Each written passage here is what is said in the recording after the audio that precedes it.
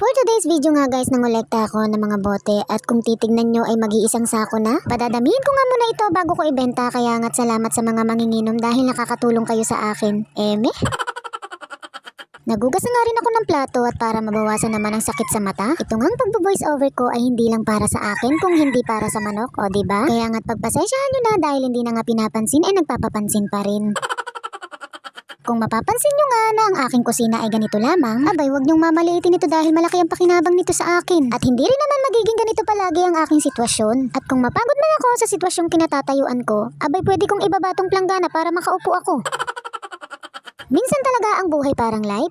Kung hindi ka kakain, magugutom ka. Kung hindi ka matutulog, mapupuyat ka. Kung hindi ka maliligo, pabaho ka. At kung hindi ka naman magpapahinga, ay mapapagod ka. O diba? Kahit video camera, inayawan ako. Kesa naman ipagpatuloy ko to, abay itigil ko na lang. Magulo na nga ang mundo, magulo ka pa, magulo pa ako. Abay, pasneya talaga.